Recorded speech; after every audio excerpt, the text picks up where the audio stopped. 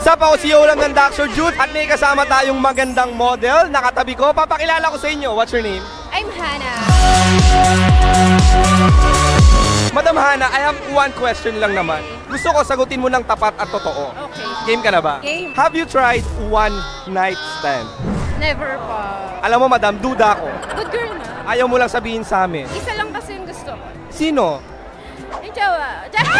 Madam, bakit hindi mo sinubukang maranasan ang isang buong gabing nakatayo? Feeling ko nakakapagod yun. Tsaka kasalanan nata yun eh. Respect sa mga nakagawa na nun. Okay lang yun. Kumbaga na-experience nila. Oo. At baka may kanya-kanya silang kwento, hayaan na natin sila. Oo. You're a model, di ba? And you have a Facebook Messenger, right? Yeah. Siyempre, napakaraming guys. May attraction, may crush sa'yo. Siyempre, marami magchat-chat dyan. Marami may bad intentions, marami may motibo. May kikwento ka ba sa amin ng mga chat na parang niyayaya ka? Ano lagi yung mga banat nila? Lalo yung mga F-boy? So, ganito yun. One time, may message request. And then, syempre, curious ako if sino yun. Nagulat ako, like, nag-offer siya, like, any amount. Basta may mangyari sa amin. Parang gano'n. So, in short, it's W-O-K. Yeah. Okay. Like, Hindi ko na diniretso, bawal yun. Charot lang. basta yun na yun. Yes, oo. Pero syempre dahil nga decent model siya and she has respect to herself and to her family and to God, hindi niya tinanggap yung indecent offer. Yeah. Pero madam, may I ask kung magkanong amount yung inaano ni sir? 60.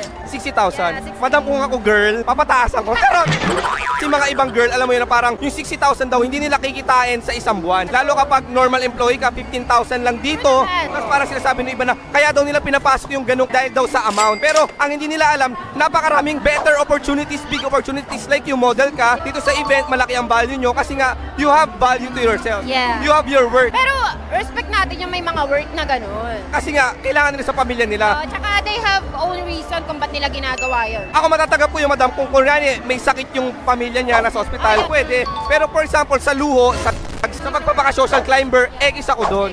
Tama. Kumbaga, ang tagal mo na nagaganyan, wala ka pang improvement sa buhay. Yeah. Naka-apartment ka pa rin, kondo mo, koreano pa rin nagbabayad. Hoy, ba't ang daming alam? Hoy, may mga consequences doon, may mga karma like sakit, HIV, at pwede ka rin ma-jaundice pag ginutok sa loob. Oh my God, yes. Diba? Kasi wala silang paki dahil bayaran ka eh. And hindi mo naman sila kilala, one night mo lang sila nakilala. Diba? Alam mo yun, so wala silang paki, wala kang hahabulin.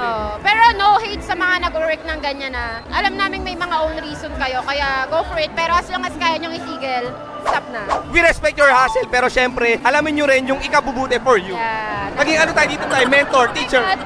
Nag-open forum. True! Madam, pwede ko mamakita gano'ng kaganda ang isang Madam Hannah ngayon. Dr. Jude man ako, ikaw ang pipiliin ko.